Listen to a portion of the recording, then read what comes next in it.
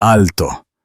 ¿Qué ocurre en los silenciosos pasillos de mármol de la justicia cuando la pieza de evidencia, más crucial, no es entregada por un juez, sino por el último aliento de una mujer moribunda? Esta es la historia de Elena Ríos, una mujer a la que le quedaban solo semanas de vida, que convirtió su lecho de muerte en una sala de guerra y un tribunal en su campo de batalla final. Luchaba por sus hijos contra su poderoso marido infiel, Alejandro Ríos, y su manipuladora amante, Isabel Dueñas. Todos pensaron que su último suspiro era una señal de derrota. Se equivocaron. Fue el detonante de una trampa que tardó años en fraguarse. Una trampa que terminaría con un escalofriante alarido y una herencia que sacudiría los cimientos del 1%. La mansión en la lujosa urbanización de La Finca, a las afueras de Madrid, era menos un hogar y más un monumento a la fortuna de los Ríos. Extendida sobre 2 hectáreas de césped inmaculado, era un palacio de mármol italiano, cristal de suelo a techo y arte frío e impersonal. Desde su cama cubierta de seda, Elena Ríos podía ver todo el horizonte de la capital centelleando, una galaxia de luces que se sentía a 1.000.000 de kilómetros de distancia. Sin embargo, la luz en su propia vida se estaba apagando. Cáncer de páncreas, había dicho el médico.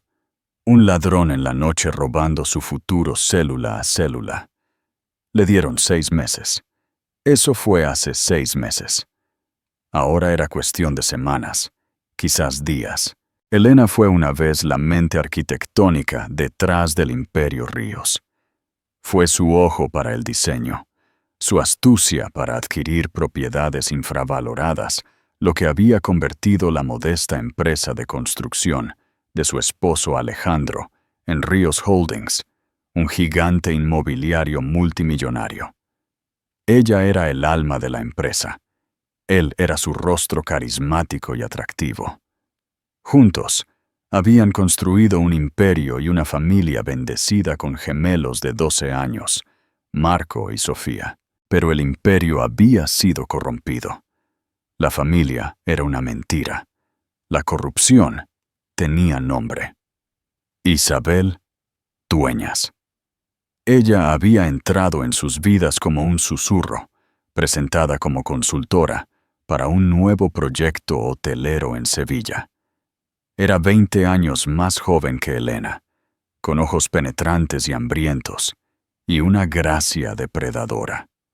Elena, una mujer que podía leer la integridad estructural de un edificio a partir de un solo plano, vio de inmediato el defecto fatal en el carácter de Isabel. Alejandro, sin embargo, estaba cegado. Vio un reflejo halagador de su propio poder y juventud. El romance comenzó sutilmente. Reuniones nocturnas, llamadas telefónicas susurradas, el olor de un perfume extraño y empalagoso en sus trajes a medida. Pronto, la sutileza se desvaneció.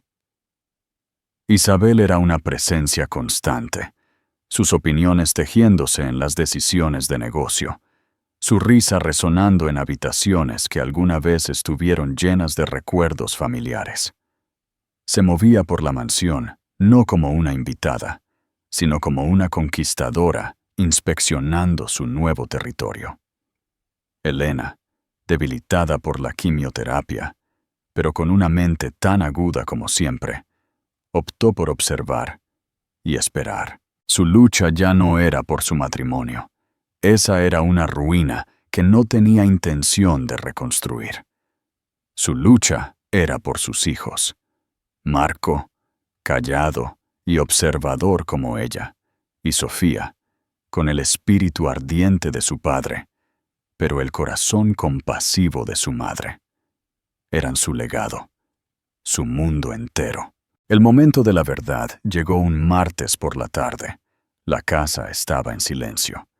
Los gemelos estaban en su colegio privado. El personal estaba discretamente ausente, y Alejandro estaba en una reunión de la Junta, o eso decía él. Elena sintió una repentina y escalofriante corriente de aire en el estudio privado de Alejandro, una habitación a la que no había entrado en meses.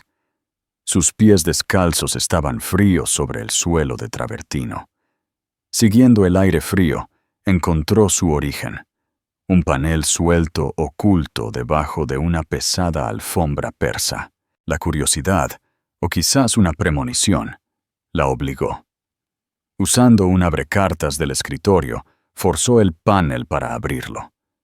Dentro había una pequeña caja fuerte a prueba de incendios. Ella sabía la combinación. Era la fecha de su primera gran adquisición, una fecha que una vez consideró sagrada. Sus dedos temblaron mientras giraba el dial. Adentro, entre pilas de bonos al portador y detalles de cuentas bancarias en el extranjero, había un grueso documento legal. El título decía: El último testamento de Alejandro Ríos y Elena Ríos. Contuvo el aliento. Este no era su testamento. Su testamento estaba almacenado con su abogado de familia, un documento que habían redactado juntos años atrás, dejando todo en un fideicomiso para los niños. Abrió el nuevo. El papel se sentía resbaladizo, ajeno. Página tras página detallaba la transferencia de activos, la liquidación de acciones, la consolidación de poder. Y entonces lo vio. En la sección que detallaba a los beneficiarios, su nombre estaba presente, pero con una estipulación cruel. En caso de su muerte, su porción completa del patrimonio, incluida su considerable fortuna personal y sus acciones fundacionales en Ríos Holdings, no pasaría a sus hijos. Pasaría a su amada pareja y confidente, Isabel Dueñas. Peor aún, se adjuntaba una nueva petición de tutela legal, aún por presentar. Fue redactada por un despiadado bufete de abogados conocido por sus tácticas agresivas. Afirmaba que, debido a su debilitante enfermedad y la fuerte medicación que afectaba sus funciones cognitivas, Elena ya no era mentalmente competente para administrar sus propios asuntos. Alejandro estaba solicitando convertirse en su único tutor. No solo estaba esperando a que muriera, estaba planeando borrarla legalmente mientras aún estaba viva, apoderándose del control de sus activos para asegurar que este testamento fraudulento fuera el único que importara. Una furia fría y dura reemplazó el dolor en su cuerpo. Era una claridad que no había sentido en meses. No solo estaban teniendo una aventura, esto era un golpe de estado. Estaban conspirando para robar el trabajo de su vida y el derecho de nacimiento de sus hijos. Cerró el documento, sus movimientos precisos y deliberados. Lo volvió a colocar en la caja fuerte, cerró el panel y alisó la alfombra. Salió del estudio. La silenciosa corriente de aire ya no se sentía como un escalofrío, sino como el susurro de una guerra que se avecinaba. Pensaban que era una mujer moribunda, una víctima frágil esperando el final. Habían olvidado que ella era la arquitecta, y una arquitecta siempre sabe cómo derribar la casa. A la mañana siguiente, Elena Ríos no llamó a su abogado de familia. El bufete de Durán, Fuentes y Sierra había representado a la familia Ríos durante 2 décadas, pero ahora eran los hombres de Alejandro. Su lealtad comprada con extravagantes honorarios de retención y promesas de un nuevo imperio corporativo dirigido por él e Isabel. Elena sabía que reportarían cualquier movimiento que hiciera directamente a su marido. Necesitaba a alguien de fuera, alguien sin nada que perder y con una columna vertebral de acero. Pensó en Benito Cortés. Ben era un fantasma legal de su pasado. No era un tiburón corporativo. Era un abogado de juicios, un bulldog legal, que había construido su pequeño y respetado bufete. Cortés y asociados luchando por los desvalidos. Hace 25 años, antes de los miles de millones, Elena lo había contratado para ayudar a su comunidad a luchar contra un cambio de zonificación propuesto por un promotor codicioso. Ben, entonces un joven y fogoso abogado, había ganado. Luchó con una pasión y una furia justiciera que ella no había olvidado. Ahora estaba semi-jubilado, pero ella rezó para que ese fuego todavía ardiera. Encontró su número en una vieja agenda. Su voz al teléfono era grave, sorprendida de saber de ella, pero accedió a reunirse de inmediato. Llegó a la mansión esa tarde, no en un coche llamativo, sino en un modesto sedán de 10 años. Estaba mayor, su pelo gris, pero sus ojos eran los mismos, agudos, inteligentes y sin perder detalle. Se reunieron en el invernadero, una habitación de cristal llena de las orquídeas que ella cuidaba con meticuloso esmero. Sin preámbulos, Elena expuso todo lo que había encontrado: el testamento, la petición de tutela, la forma sistemática en que Isabel estaba siendo integrada en la estructura corporativa. Ben escuchó. Su expresión se volvía más sombría con cada palabra. Cuando terminó, se quedó en silencio por un largo momento, mirando la extensa propiedad. «Esto es más que una adquisición hostil, Elena», dijo, con voz baja. «Esto es robo premeditado a gran escala. La tutela es la clave. Si demuestran que eres incompetente, cualquier testamento que escribas ahora será inválido. Pueden apoderarse del control de tus acciones, tus derechos de voto, todo. Para cuando fallezcas, todo será legalmente suyo para dárselo a quien le plazca». «Lo sé», dijo Elena, con voz débil pero firme. «Así que tenemos que demostrar que no soy incompetente. Y tenemos que hacerlo en un lugar donde la verdad no pueda ser enterrada». «Una sala de audiencias», Ben jadeó, comprendiendo lo que ella quería. «¿Quieres que presente la petición?» «Quiero que camine directo a nuestra trampa», confirmó ella. «Pero para que eso funcione, necesito un plano para después de que me haya ido. Algo tan hermético, tan innegable, que ningún juez pueda ignorarlo y ningún abogado pueda destrozarlo». Durante la semana siguiente, el invernadero se convirtió en su sala de guerra. Mientras el resto de la casa zumbaba con la pretensión de la vida normal, Elena y Ben trabajaron sin descanso. Ben trajo a una contable forense en la que confiaba implícitamente, una mujer tranquila llamada Marisa, que comenzó una discreta excavación digital de las finanzas de Ríos Holdings. Mientras tanto, Elena se centró en su obra maestra. El plan tenía 2 partes: el escudo y la espada. El escudo era un nuevo fideicomiso secreto. Usando sus activos personales que eran anteriores a su matrimonio y estaban únicamente a su nombre, una cartera valorada en casi 1.000 millones de euros, de la que Alejandro sabía poco, estableció el fideicomiso de la herencia de los niños Ríos. Era una fortaleza legal blindada, diseñada para proteger y administrar todos sus activos para Marco y Sofía. Nombró a 3 fideicomisarios: Benito Cortés, su hermana de Italia; Kema, que estaba distanciada pero era ferozmente leal; y el imperturbable Sterling Trust Bank de Nueva York. Alejandro no solo fue excluido, sino que una cláusula le prohibía específicamente tener cualquier control o influencia sobre él. La espada era la evidencia. Durante años, Elena había mantenido un registro privado.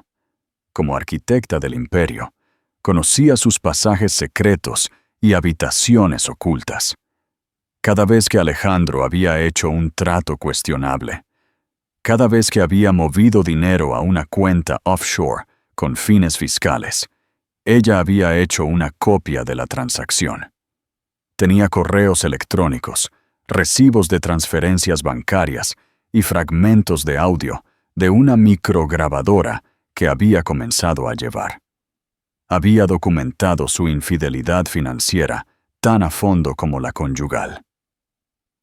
Trabajando con Marisa, compilaron esta evidencia en una cartera devastadora que probaba que Alejandro e Isabel ya habían malversado millones, desviando fondos a corporaciones fantasma registradas en las Islas Caimán a nombre de Isabel. Todo este arsenal, el Nuevo Testamento, el fideicomiso, los documentos, la montaña de evidencia financiera y un testimonio en video final que grabó con Ben. Necesitaba ser escondido hasta el momento perfecto. «No puede encontrar esto, Ben», insistió Elena, su cuerpo frágil, pero su voluntad indomable. «Si sospecha, todo se viene abajo». La solución provino de su propia historia. El primer edificio que diseñó fue la sucursal del centro del Banco Nacional, el León. El escudo familiar de los Ríos era un león. Era un detalle sentimental, un guiño a la fuerza de su familia. Tenía una caja de seguridad privada allí, una que Alejandro había olvidado hace décadas. Caja número 767. La pieza final fue el detonante. ¿Cómo hacer llegar la evidencia a las manos adecuadas después de que ella se fuera, en el momento preciso en que tendría el mayor impacto? No podía dejarse solo en manos de Ben. Los abogados de Alejandro lo enterrarían en mociones y órdenes judiciales. Tenía que ser entregada a una autoridad intachable. «La jueza», susurró Elena, formándose una idea. «Tiene que ser la jueza que preside la audiencia de tutela». Se quitó el sencillo medallón de plata que siempre llevaba, un regalo de su padre. «Haremos que esto sea ahuecado», le dijo a Ben. «Una memoria USB hecha a medida se ajustará dentro, pequeña, indetectable. En la unidad, colocarían un único archivo encriptado, una carta de Elena explicando la existencia de la caja de seguridad y una clave digital necesaria para acceder a su contenido junto con el gerente del banco». En sus últimos días, Elena comenzó a actuar el papel que le habían asignado. Parecía confundida a veces, su habla ocasionalmente arrastrada por la medicación para el dolor. Parecía resignada, derrotada. Alejandro e Isabel intercambiaron miradas de triunfo y complicidad por encima de su cabeza. Vieron una vela parpadeante a punto de extinguirse, sin sospechar nunca que era la mecha encendida de una bomba. Su última instrucción coherente a Ben fue clara. «Cuando me lleven a esa sala, testificaré. Pase lo que pase, asegúrate de que suba a ese estrado. El resto depende de mí». 2 semanas después, llegó la citación oficial. Alejandro había presentado la petición. El documento legal era una obra de ficción, una narrativa cruel que pintaba a Elena como una mujer paranoica y delirante perdida en una neblina de morfina. Citaba instancias de su comportamiento errático, conversaciones con su padre muerto, olvidar el nombre de un miembro del personal, su obsesión con documentos financieros que ya no entendía. Cada mentira era una piedra cuidadosamente elaborada en el muro que estaban construyendo a su alrededor. Isabel fue la fuente principal de estas anécdotas, su declaración jurada llena de preocupación fingida y lágrimas de cocodrilo. Describió cómo ella, como confidente más cercana de Elena, había visto con tristeza cómo su mente brillante se deterioraba. Al leerlo, Elena sintió una extraña sensación de calma. El cebo había sido tomado. La audiencia fue fijada para el Tribunal Superior de Madrid, presidida por la jueza Carmen Ruiz. La investigación de Benito Cortés sobre la jueza Ruiz fue intimidante y alentadora. Era conocida como el martillo de acero. Exfiscal, Tenía reputación de ser astuta, brutalmente eficiente y tener cero tolerancia con el teatro o el engaño. Había presidido algunos de los casos de derecho familiar y financiero más complejos del Estado. Si alguien podía ver a través de la farsa de Alejandro, era ella. Pero si solo veía a una mujer enferma, el plan fracasaría. El día de la audiencia, la mansión estaba densa con un dolor tenso y teatral. Alejandro, vestido con un traje oscuro y sombrío, interpretaba el papel del esposo angustiado, obligado a tomar una decisión difícil. Isabel, su rostro una máscara de gentil simpatía, ayudó a ajustar su corbata. «Es por tu bien, querido», murmuró lo suficientemente fuerte para que el personal cercano lo escuchara. «La estás protegiendo a la familia». Elena los observó desde la parte superior de la gran escalera. Su enfermera, una mujer amable llamada Elena, que le era secretamente leal, la había ayudado a vestirse. Llevaba un vestido sencillo, elegante, de color crema, un marcado contraste con sus atuendos fúnebres. Estaba pálida y sorprendentemente delgada. Su cabello una vez vibrante, ahora escaso, pero sus ojos ardían con una intensidad que los sobresaltó a ambos. Alrededor de su cuello, anidado contra su clavícula, estaba el medallón de plata. «¿Estás lista, mi amor?», preguntó Alejandro, su voz goteando falsa ternura mientras se acercaba a ella. «Lo estoy», respondió Elena, su voz clara y firme, manteniendo su mirada. Por un momento fugaz, él pareció nervioso, como si viera más allá de la enfermedad a la mujer que una vez conoció, la mujer a la que debería haber temido. El viaje al juzgado fue silencioso. Los gemelos habían sido enviados a un campamento, protegidos de los feos procedimientos.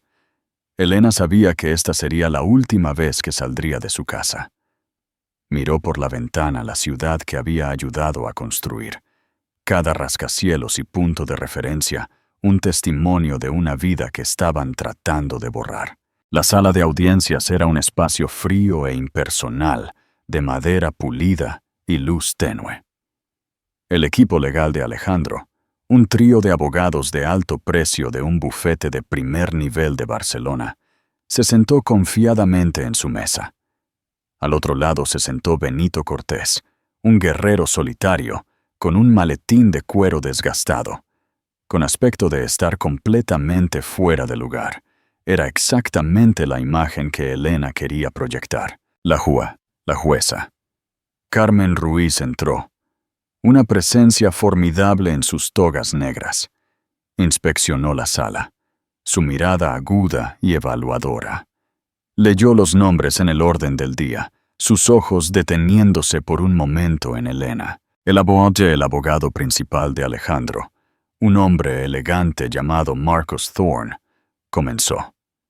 Habló en tonos suaves y comprensivos, pintando un cuadro desgarrador de la trágica decadencia de una gran mujer.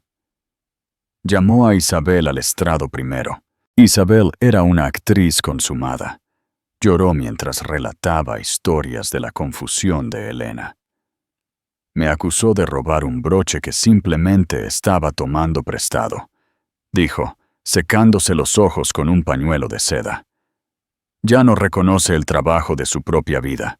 Estábamos mirando una foto de la nueva Torre Ríos y me preguntó quién la diseñó. Me rompió el corazón». Todo eran mentiras, pero eran efectivas. Elena podía sentir la atmósfera en la sala cambiar, una corriente de lástima fluyendo hacia ella y de simpatía hacia el marido agobiado. Luego Thorne llamó a Alejandro al estrado. Fue incluso mejor que Isabel. Su voz se quebró de emoción al describir su amor por su brillante esposa y la agonía de verla desvanecerse. «No estoy aquí para quitarle nada», declaró, mirando directamente a la jueza Ruiz. «Estoy aquí para protegerla, para proteger el legado de nuestra familia de ella, de su enfermedad. Esto es lo más difícil que he tenido que hacer. Cuando terminó, la sala estaba en silencio. Fue una actuación magistral. La jueza Ruiz miró a Elena, su expresión indescifrable, pero teñida de lo que parecía lástima. Thorne cerró su caso. Señoría, la evidencia es clara y desgarradora. Creemos que es en el mejor interés de la señora Ríos otorgar la tutela sin demora. La jueza se volvió hacia el otro lado. Señor Cortés, Ben se puso de pie, su postura recta. Señoría, mi cliente ha sido calumniada aquí hoy. No está confundida y no es incompetente. Desea dirigirse al tribunal ella misma. Un murmullo recorrió la sala. Thorne se puso de pie de un salto. Objeción. Señoría, la esposa de mi cliente está en un estado frágil.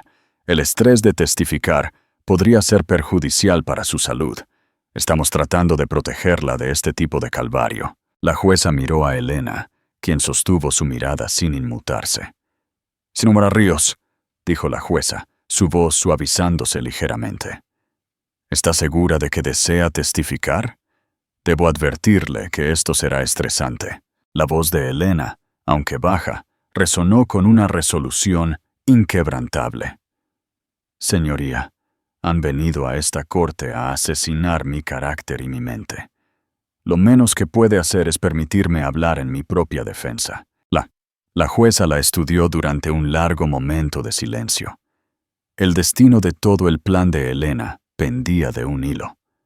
Finalmente, la jueza asintió bruscamente. Objeción denegada. Señora Ríos puede tomar el estrado. El viaje desde su asiento hasta el estrado de los testigos fue la caminata más larga de la vida de Elena. Cada paso era una batalla contra el dolor punzante en su abdomen y la debilidad en sus extremidades. La enfermera Elena la ayudó, con una mano firme en su brazo.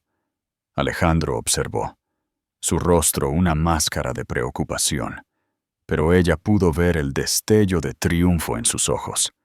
Pensó que esta era su victoria final, que ella colapsaría en un revoltijo confuso y divagante en el estrado, probando su caso por él.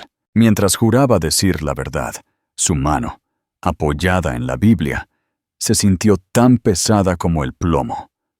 Se instaló en la silla de los testigos, su pequeña figura engullida por ella. Tomó un sorbo de agua, su mano temblando ligeramente. Miró más allá de los abogados, más allá de su marido, y fijó su mirada en la jueza Carmen Ruiz. En ese momento, solo eran ellas dos. Benito Cortés se acercó. Señora Ríos, comenzó suavemente. Por favor, diga su nombre para que conste en acta. Elena Valle Ríos, dijo, su voz sorprendentemente clara. ¿Y cuál es su profesión? Soy arquitecta, dijo, un destello de orgullo en su tono. Soy cofundadora y estratega principal de Ríos Holdings. Ben la guió a través de los primeros años de su carrera, su matrimonio y la construcción de su imperio.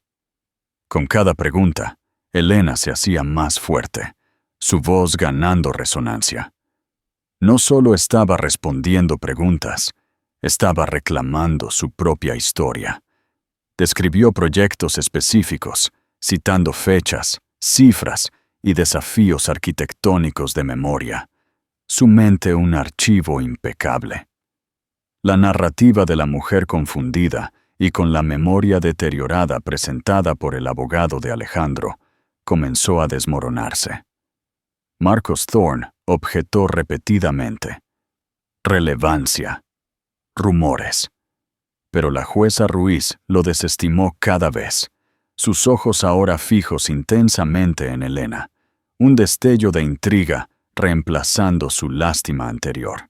Entonces Ben cambió su línea de preguntas. Señora Ríos, escuchó el testimonio de la señora Dueñas y de su marido. Afirman que su función cognitiva está deteriorada. ¿Hay algo de verdad en eso? Elena finalmente dirigió su mirada a Alejandro, Lo vio removerse incómodo. Mi cuerpo me está fallando. Eso es cierto, dijo, su voz cayendo a un susurro que obligó a la sala a inclinarse para escuchar. El dolor es considerable, la medicación es fuerte, pero mi mente, señoría, mi mente nunca ha estado más lúcida. Se volvió hacia Isabel. Hablan de mi confusión, mi paranoia. Permítame decirle lo que llaman paranoia. Yo lo llamo notar que los informes financieros estaban siendo alterados para redirigir ganancias a una nueva corporación fantasma en las Islas Caimán. Lo llamo cuestionar por qué a una consultora se le dio una tarjeta de crédito de la empresa sin límite de gasto y acceso a nuestras cuentas privadas. Me llaman paranoica por poner seguridad adicional en los fondos fiduciarios de mis hijos. Yo lo llamo ser madre. Un jadeo se extendió por la sala. Thorne se puso de pie gritando, ¡Objeción! Esto es conjetura calumniosa. Es mi testimonio, replicó Elena, su voz elevándose con una oleada de adrenalina. Siéntese, señor Thorne, ordenó la jueza Ruiz, su voz cortante como el acero. Continúe, señora Ríos. La mirada de Elena regresó a Alejandro.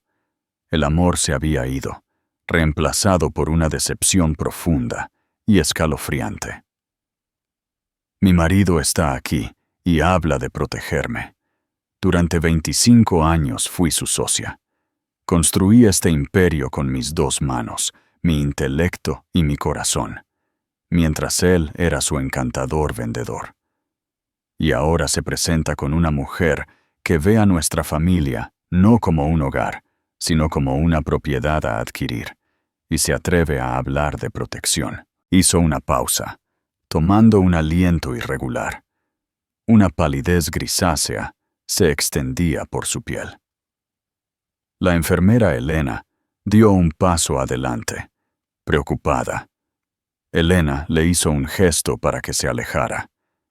Él no está tratando de protegerme, está tratando de silenciarme. Él no es mi tutor. Él es mi reemplazo. De repente, un violento temblor sacudió su cuerpo. Jadeó. Su mano voló a su pecho. La oleada de adrenalina que la había impulsado se había ido, dejando un vacío devastador. ¡Elena!, gritó Alejandro, medio levantándose de su asiento. La actuación de toda una vida. ¡Médico!, gritó Ben. Estalló el caos. El alguacil de la corte estaba en su radio. La enfermera se apresuró al lado de Elena, tratando de tomarle el pulso. La jueza Ruiz golpeó su martillo. ¡Orden! ¡Que alguien llame al 112! Pero Elena tenía un último movimiento que hacer. Este era el momento. Su visión se estaba estrechando. Los sonidos de la sala de audiencias se desvanecían en un sordo rugido. A través de la neblina, vio a la jueza Ruiz levantándose de su estrado, su rostro marcado por la alarma, moviéndose hacia el estrado de los testigos. Usando la última onza de su fuerza, Elena se impulsó hacia adelante. La enfermera trató de detenerla. ¡César Ríos, quédese quieta! La jueza, jadeó Elena, su voz apenas un susurro. Debo. Se tropezó de la silla, tambaleándose hacia el banco de la jueza. El alguacil se movió para interceptarla, pero la jueza Ruiz levantó una mano. Déjenla pasar. Elena se desplomó contra la madera pulida del banco, su rostro a solo centímetros del de la jueza Ruiz. La jueza se inclinó, su expresión una mezcla de shock y compasión. Señora Ríos, la ayuda está en camino, dijo la jueza, su voz firme, pero suave. Elena se alzó y agarró la mano de la jueza, su agarre sorprendentemente fuerte. Su otra mano fue al medallón en su garganta. Por Marco, por Sofía, jadeó, cada palabra un esfuerzo monumental. La verdad está en el corazón del león. Y luego, Con sus ojos aún fijos en la jueza, Elena Ríos dejó escapar su último aliento. Su cuerpo se quedó flácido, su mano deslizándose de la jueza.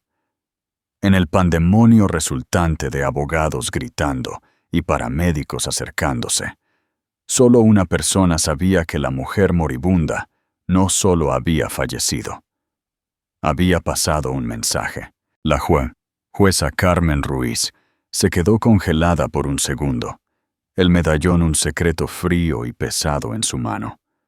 Al otro lado de la sala, en medio del caos, vio a Isabel Dueñas colocar sutilmente una mano reconfortante en el brazo de Alejandro, una pequeña, casi imperceptible sonrisa de triunfo en sus labios.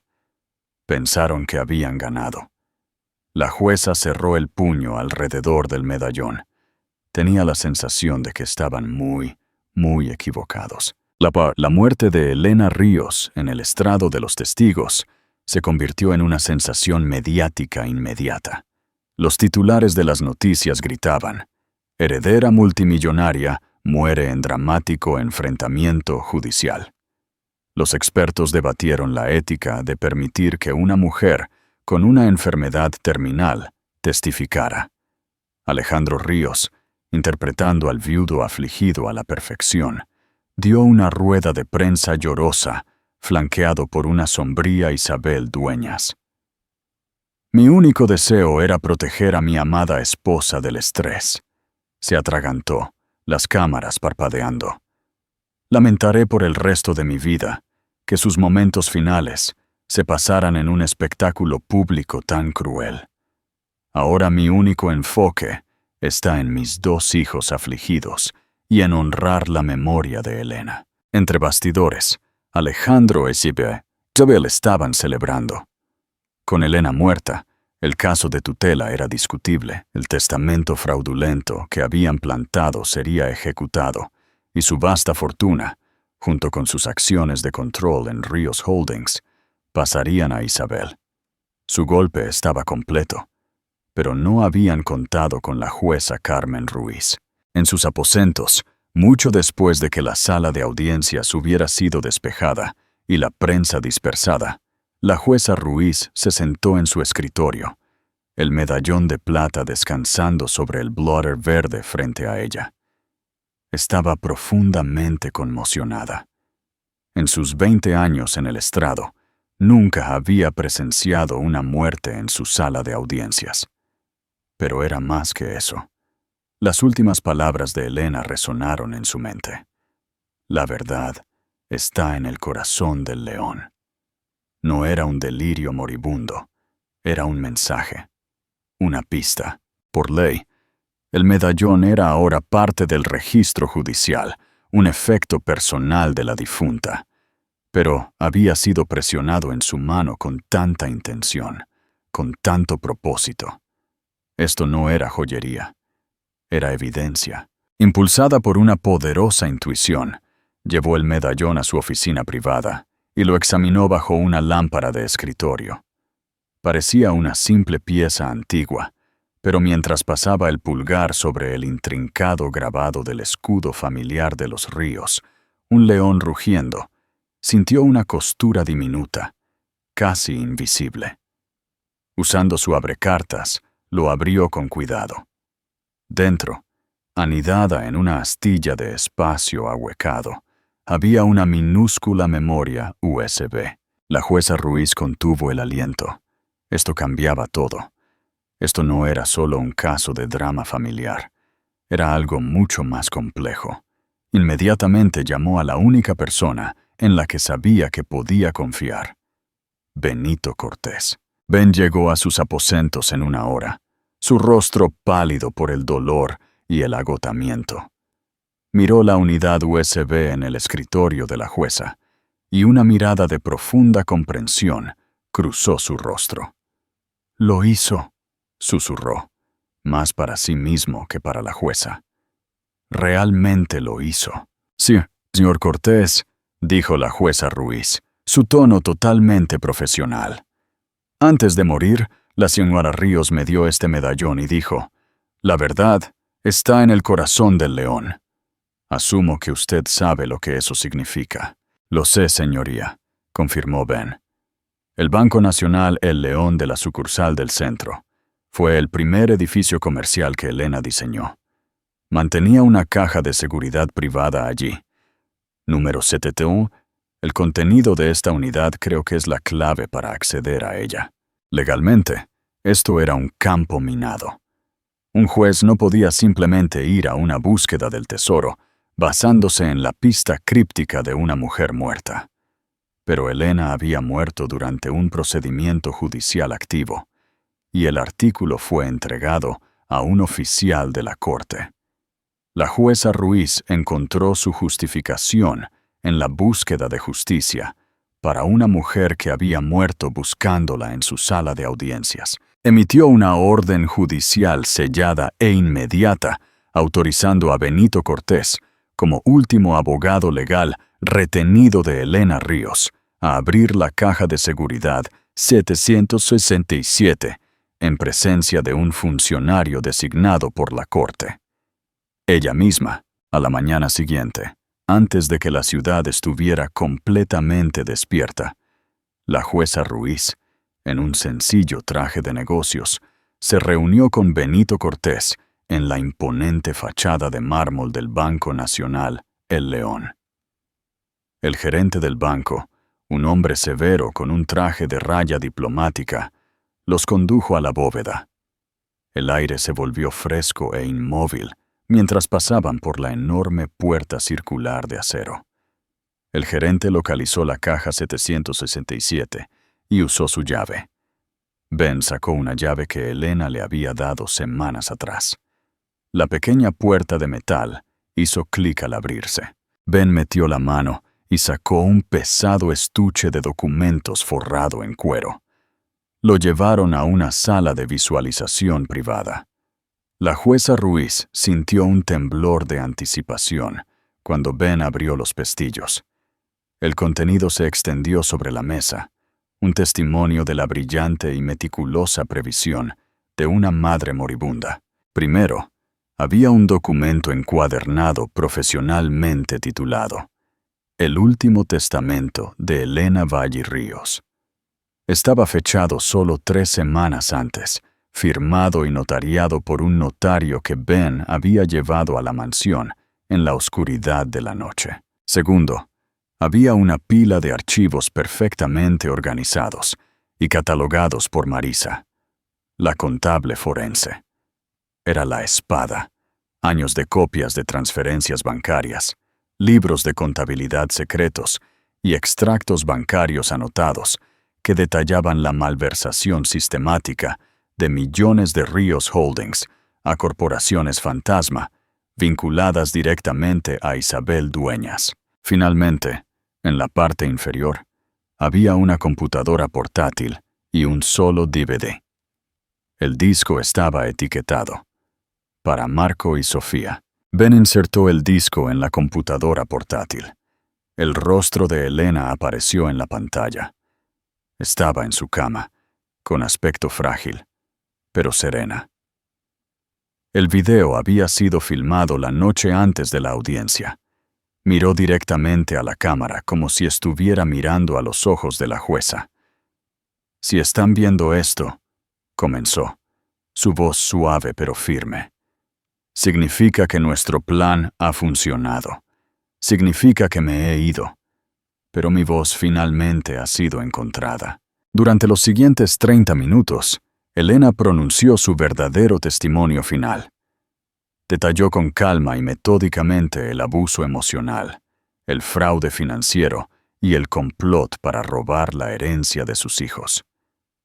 Explicó cada documento en la caja, proporcionando una narrativa que era imposible de refutar. No era una víctima que pedía lástima. Era una arquitecta presentando su plano final e innegable de la verdad. «Dejo este mundo con un solo pesar», dijo al final, las lágrimas asomando a sus ojos por primera vez, «que no estaré allí para ver crecer a mis hijos. Marco, Sofía, mis hermosos hijos. sabed que cada cosa que he hecho ha sido para protegeros. Mi amor por vosotros es la única estructura que he construido que jamás caerá. El video terminó. La habitación estaba en absoluto silencio. La jueza Carmen Ruiz, el martillo de acero, una mujer que no había derramado una lágrima en años, sintió que una sola lágrima caliente trazaba un camino por su mejilla. Esto era más que un testamento. Era el acto final de amor y guerra de una madre. Y ella, la jueza Ruiz, había sido elegida como su ejecutora. «Señor Cortés», dijo, su voz ronca por la emoción, pero sus ojos tan duros como diamantes. «Por favor, organice una lectura formal de este testamento. Quiero que el señor Ríos y la señora Dueñas estén presentes. La lectura oficial del testamento fue programada para llevarse a cabo en la sala de conferencias principal del bufete de abogados Durán, Fuentes y Sierra, el territorio de Alejandro. Él e Isabel lo querían así, una afirmación final de su victoria en su terreno. Llegaron 5 minutos tarde, un movimiento de poder deliberado. Alejandro se veía impecable en un traje brión y negro, su dolor ahora un accesorio distinguido y apuesto. Isabel estaba a su lado, vestida con un elegante traje negro, su actitud de tranquila elegancia de apoyo. Eran el nuevo rey y la reina listos para su coronación. Esperaban un asunto sencillo, una lectura seca del testamento fraudulento que habían plantado, unas pocas firmas y luego un brindis con champán por su nueva vida. Marcus Thorne, el abogado de Alejandro, los saludó con una sonrisa confiada. Se sorprendieron al ver a Benito Cortés ya sentado a la cabecera de la larga mesa de caoba. Parecía pequeño e insignificante en el telón de fondo de la opulenta oficina, con sus vistas panorámicas de la ciudad. Se sorprendieron aún más al ver a otras 2 personas en la sala. Un representante del Sterling Trust Bank de Nueva York, y discretamente de pie junto a la puerta, un oficial de paisano de la Fiscalía de Madrid. «¿Qué significa esto, Ben?», exigió Alejandro, su voz teñida de irritación. «¿Y quiénes son estas personas? Todas las partes con interés en el patrimonio deben estar presentes», dijo Ben con calma, haciéndoles un gesto para que se sentaran. «¿Empezamos?». Marcus Thorne se aclaró la garganta, listo para tomar el control. «Como abogado principal del patrimonio Ríos». «En realidad, señor Thorne», interrumpió Ben, sosteniendo un archivo, «yo dirigiré el proceso. Soy el ejecutor legal del verdadero último testamento de Elena Ríos». Un destello de confusión, luego molestia, cruzó el rostro de Alejandro. Isabel le lanzó a Ben una mirada de puro veneno. Ben comenzó a leer. No leyó del documento que Alejandro e Isabel habían creado. Leyó del testamento que Elena había escondido en la bóveda. Su voz era firme y clara mientras detallaba el establecimiento del fideicomiso de la herencia de los niños Ríos. Leyó la cláusula que establecía que todos los activos personales de Elena, sus acciones fundacionales en Ríos Holdings, un 51% de control de la empresa y todas las propiedades a su nombre, debían transferirse de inmediato e irrevocablemente a este fideicomiso. La sonrisa confiada de Alejandro comenzó a flaquear. «¿Qué tontería es esta? Mis acciones eran parte de nuestros activos conjuntos, no según el acuerdo de fundadores original, que ambos firmaron en 1998. Alejandro», dijo Ben, sin levantar la vista. Un documento del que Elena guardó una copia, fueron designadas como su contribución de propiedad intelectual personal a la empresa. Nunca fueron suyas, continuó. El fideicomiso sería administrado por 3 fideicomisarios: Benito Cortés, la hermana de Elena, y el Sterling Trust Bank, hasta que Marco y Sofía cumplieran 25 años. Los gemelos eran los únicos beneficiarios. El valor total del fideicomiso se estimaba en más de 5.000 millones de euros. El rostro perfectamente compuesto de Isabel comenzó a temblar. Este no era el plan. Luego vinieron los golpes finales. Ben leyó la siguiente cláusula, que estaba directamente ligada a las acciones de control de Elena. Según los estatutos de Ríos Holdings, tras la muerte de un socio fundador, su ejecutor designado tiene el derecho de convocar un voto inmediato de la Junta para reevaluar la estructura de liderazgo. Como ejecutor, y en nombre del nuevo accionista mayoritario, el fideicomiso de la herencia de los niños Ríos, estoy ejerciendo ese derecho. El primer orden del día será un voto de no confianza en el actual CEO, Alejandro Ríos. Alejandro se puso pálido. Estaba siendo despedido de su propia empresa. «¡No puedes hacer eso!», rugió, golpeando la mesa con el puño. «Ya está hecho», dijo Ben con frialdad. «La Junta fue notificada esta mañana. Ya han votado. Estás fuera, Alejandro». La habitación se quedó en silencio, el aire denso de incredulidad. Alejandro parecía completamente aturdido, como si el mundo acabara de salirse de su eje. Pero Ben no había terminado.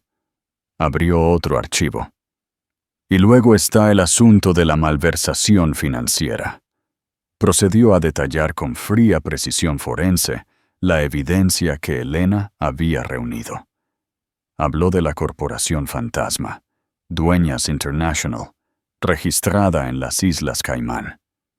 Leyó las fechas y las cantidades de las transferencias bancarias de las cuentas de Ríos Holdings a esa corporación fantasma por un total de más de 50 millones de euros. Miró directamente a Isabel, cuyo rostro se había convertido en una grotesca máscara de horror.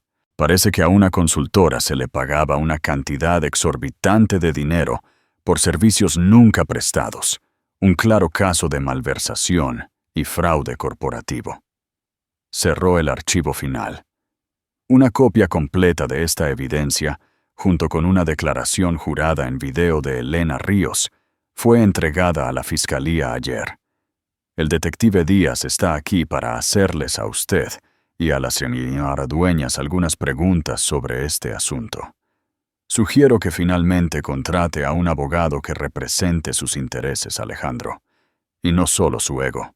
El gran plan que tardó años en fraguarse no solo había fallado, sino que había fracasado espectacularmente. Alejandro se quedó sin nada, sin empresa, sin control y con una inminente investigación federal. El sueño de Isabel de convertirse en la señora Ríos, la socialite multimillonaria, se había evaporado.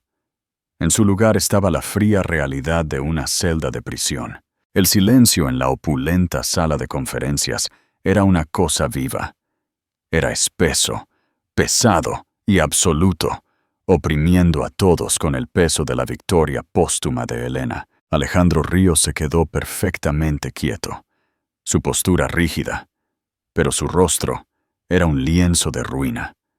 El confiado y carismático titán de la industria se había desvanecido, reemplazado por un hombre con los ojos hundidos que acababa de ver cómo un fantasma le embargaba todo su mundo. Pero mientras el colapso de Alejandro fue interno, una implosión silenciosa de ego y poder, el de Isabel Dueñas fue una erupción volcánica. Por unos segundos se mantuvo congelada, su mente tratando frenéticamente de encontrar un defecto en la lógica hermética de la trampa que acababa de cerrarse. Vio su futuro, los vestidos, las galas, la envidia de todas las mujeres en Marbella, el título de señora Ríos, todo convertido en humo. Los 50 millones de euros que habían desviado se suponía que eran un nido. Ahora era la prueba A en un caso federal contra ella. La máscara de serena elegancia se agrietó, se hizo añicos y se cayó. revelando a la criatura voraz, que había vivido debajo todo el tiempo. El sonido que salió de su garganta no fue una palabra, sino un sonido primario de negación. Fue un chillido gutural, de rabia pura y no diluida, que hizo temblar los vasos de agua de cristal sobre la mesa de caoba. ¡No! Sus ojos, despojados de todo artificio, ardieron con una luz salvaje y aterradora. Se fijaron en el testamento en la mano de Benito Cortés, la fuente de su perdición. ¡Es una falsificación!, gritó, lanzándose a través de la mesa con la velocidad de una víbora atacante. Sus uñas, pintadas de un nude recatado para la ocasión, se convirtieron en garras con el objetivo de destrozar las páginas. «Esa perra moribunda estaba loca, estaba delirando, él te lo dijo», escupió, gesticulando salvajemente al catatónico Alejandro. «Tenemos declaraciones juradas, todo es mentira». El detective Díaz, que había visto su cuota de colapsos, se movió con eficiencia practicada. La interceptó antes de que pudiera alcanzar los documentos, su mano cerrándose alrededor de su brazo. Su agarre no fue violento, pero fue inquebrantable. «Señora, necesito que se calme». Su toque fue como un fósforo encendido en gasolina. «¡Quita tus sucias manos de encima!», gruñó, agitándose en su agarre como un animal acorralado. Toda pretensión de la sofisticada heredera europea se había ido, reemplazada por una furia viciosa y escupida. Torció sus ojos enloquecidos, encontrando a Alejandro.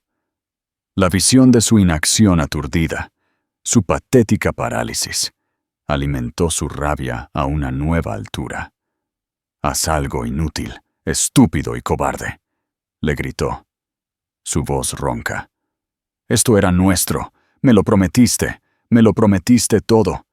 Dijiste que estaba débil, que estaba acabada. Dejaste que una mujer muerta te ganara». Alejandro se estremeció como si hubiera sido golpeado.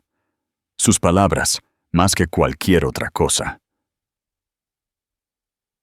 parecieron penetrar su shock. Había dejado que una mujer muerta le ganara. Había subestimado a Elena en cada momento. Ya no la vio como la esposa frágil y moribunda de la que se había apiadado y contra la que había conspirado, sino como la arquitecta brillante que siempre había sido, la mujer que podía ver cada muro de carga, cada punto de tensión, cada defecto fatal. Él había sido el defecto fatal en su vida, y con precisión quirúrgica, ella lo había extirpado. El detective Díaz, con la paciencia agotándose, habló de nuevo, su voz ahora llevando el frío peso de la autoridad. «Isabel Dueñas, está usted arrestada por conspiración para cometer fraude electrónico y malversación de fondos». Él y su compañero le aseguraron eficientemente las muñecas con esposas a su espalda. El clic metálico fue ensordecedoramente fuerte en la sala silenciosa. La lucha pareció agotarse en ella. Luego fue reemplazada por una horrible y creciente comprensión. No pueden», gimió, la realidad del frío acero en sus muñecas calándole. «Ha habido un error. Alejandro, diles». Pero Alejandro se había ido, perdido en los escombros de su vida, mientras los detectives sacaban a una ahora sollozante Isabel de la sala. Sus gritos de «¡Fue idea suya! ¡Él me obligó a hacerlo!», haciéndose eco por el pasillo de mármol. Marcus Thorne, el abogado de Alejandro, finalmente encontró su voz. Estaba pálido, su compostura profesional hecha jirones. «Esto es un ultraje», tartamudeó, mirando a Ben. «No puede simplemente desmantelar la vida de un hombre basándose en las divagaciones vengativas de una mujer, que documentó los crímenes de su cliente durante años», terminó Ben por él, su voz como el hielo. «Oh, sí puedo, y lo he hecho». «Detective», dijo, asintiendo a Díaz. Creo que tenía algunas preguntas para el señor Ríos también. Díaz se acercó a la mesa. Alejandro Ríos, necesitamos que venga a la comisaría y dé una declaración con respecto a las irregularidades financieras en Ríos Holdings. No fue una solicitud. Alejandro finalmente levantó la vista, sus ojos, suplicando primero a su abogado, luego al detective. El viejo reflejo, el hábito del poder, se activó. Creo que encontrará que una llamada telefónica de mi oficina aclarará todo este malentendido, dijo, su voz una débil imitación de su autoridad anterior. El detective Díaz ni siquiera parpadeó. Señor, puede hacer sus llamadas telefónicas desde la estación. Por favor, levántese. La visión de Alejandro Ríos, el hombre cuyo rostro adornaba las portadas de las revistas de negocios, siendo escoltado fuera de su propio edificio por un detective de policía, fue el punto final brutal en el último testamento de Elena. Las secuelas fueron un tsunami mediático. La historia lo tenía todo: riqueza, sexo, traición y un giro dramático en el acto final. La narrativa que Elena había elaborado en su declaración en video, lanzada a la prensa por Benito Cortés, fue irresistible. Fue instantáneamente canonizada. Los titulares la apodaron la Leona de la Finca, el fantasma en la máquina. Los canales de noticias financieras publicaron informes especiales sobre su jaque mate póstumo, analizando la brillantez legal y corporativa de su plan final. Los programas de entrevistas debatieron la ética de todo, pero el veredicto público fue unánime.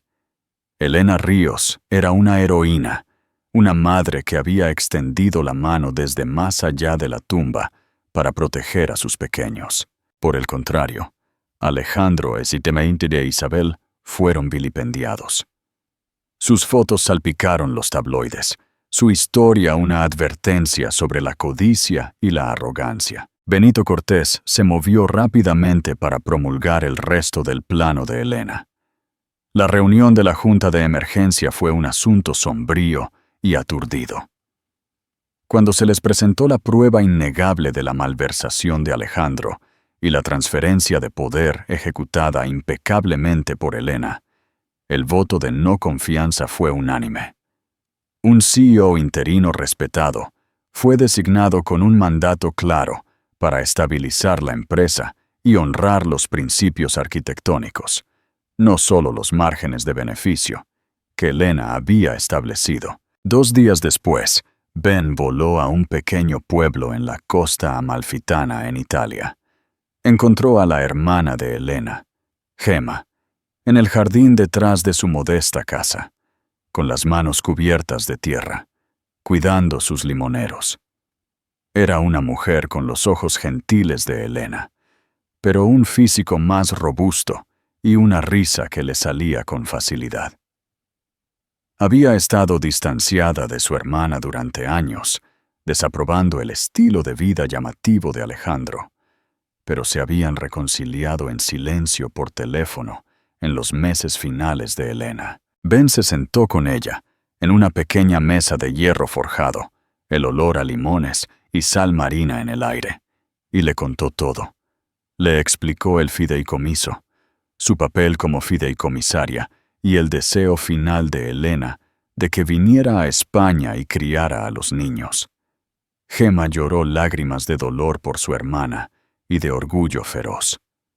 «Esa era mi Nora», dijo en italiano, con la voz ronca por la emoción. Ella nunca construyó nada que no estuviera diseñado para durar. La llegada de Gemma a la mansión de la finca fue como el primer aliento de aire fresco en una tumba sellada. Abrió las ventanas, dejando que entrara el sol de Castilla. Despidió al pretencioso chef francés y llenó la cavernosa cocina con los olores a ajo, albahaca y salsa de tomate a fuego lento.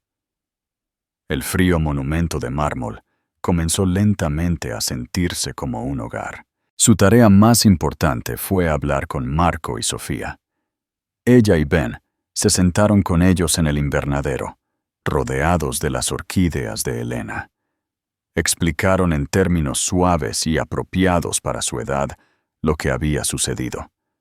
No compartieron los sórdidos detalles del romance o el alcance total de la criminalidad. En su lugar, lo enmarcaron como una historia de protección. Les dijeron que su padre había cometido algunos errores terribles y se había perdido, y que su madre, sabiendo que estaba enferma, había construido una fortaleza para mantenerlos a salvo. Sofía, siempre ardiente, estaba enfadada. ¿Así que papá mintió?, preguntó, temblando su barbilla. Gemma le tomó la mano. Sí, tesoro, lo hizo. Pero el amor de tu madre fue la verdad. Fue más fuerte que todas las mentiras. Se aseguró de que siempre estuvierais a salvo, de que tuvierais todo lo que necesitáis para construir una vida hermosa. Marco, callado y observador, no dijo nada durante mucho tiempo. Simplemente caminó hasta la mesa de dibujo que su madre había dejado en la esquina de la habitación, pasando los dedos por sus viejas reglas T y lápices. En ese momento, no estaba pensando en los miles de millones de euros. Solo era un niño que extrañaba a su madre, encontrando consuelo en las herramientas que ella había usado para moldear el mundo. En los años que siguieron, el legado de Elena floreció. El fideicomiso de la herencia de los niños Ríos se convirtió en una potencia silenciosa. Bajo la guía de Ben y Gemma, Marco y Sofía se convirtieron en jóvenes adultos notables. Marco, heredando el don de su madre, se convirtió en un dotado estudiante de arquitectura, eventualmente inscribiéndose en su alma mater. Sus diseños fueron elogiados por su mezcla de innovación y humanismo. Sofía, canalizando su espíritu apasionado, utilizó los vastos recursos del fideicomiso para establecer la Fundación Elena, una organización benéfica global dedicada a proporcionar vivienda y educación para niños desfavorecidos. Se convirtió en una defensora feroz, con el espíritu de lucha de su madre vivo en ella. Alejandro Ríos, después de un largo juicio, fue condenado por múltiples cargos de fraude y cumplió 4 años en una prisión federal de baja seguridad. Salió un hombre roto, su nombre una mancha permanente, viviendo para siempre a la sombra de la esposa, cuyo genio nunca entendió de verdad hasta que fue demasiado tarde. Isabel Dueñas cumplió una sentencia más larga y fue deportada tras su liberación, desapareciendo en la oscuridad. Una noche, años después, Sofía y Marco estaban ayudando a su tía Gemma a limpiar un armario en el antiguo estudio de su madre. Escondido en una caja de sombreros, encontraron un diario encuadernado en cuero. No estaba lleno de notas financieras o dibujos arquitectónicos, sino de cartas. Cartas para ellos. Elena las había escrito en sus últimas semanas, una por cada cumpleaños que se perdería hasta que tuvieran 21 años. Se sentaron juntos en el suelo y leyeron la de la próxima celebración del 20 cumpleaños de Sofía. Terminaba con una línea que capturaba la esencia de toda la vida de su madre y su brillante acto final. Cariños míos, os dirán que construí un imperio de cristal y acero, pero vosotros fuisteis el verdadero trabajo de mi vida. Sois las estructuras que diseñé para durar para siempre. Vivid con coraje, amad con todo vuestro corazón, y nunca, nunca dejéis que nadie os haga sentir pequeños. Vuestra base es fuerte. La construí yo misma. La historia de Elena Ríos es un poderoso recordatorio de que el amor más feroz es a menudo el más silencioso, y los planes más brillantes se trazan en los momentos más oscuros. Ella demostró que la voluntad de una madre es más fuerte que cualquier documento legal y que la verdadera justicia nunca puede ser silenciada, ni siquiera por la muerte. Su último aliento no fue una rendición. Fue el jaque mate definitivo en un juego que todos pensaron que ya había perdido. Llamada a la acción. ¿Qué pensaste del increíble plan de Elena? ¿Se hizo justicia o fue demasiado lejos? Déjanos tu opinión en los comentarios abajo. Si esta historia de la lucha de una madre por sus hijos te conmovió, por favor, dale al botón me gusta, like y compártela. Share. Con alguien que necesite escuchar una historia de fuerza y resiliencia. Y no olvides suscribirte y activar las notificaciones para no perderte otro drama inolvidable de la vida real. Gracias por escuchar.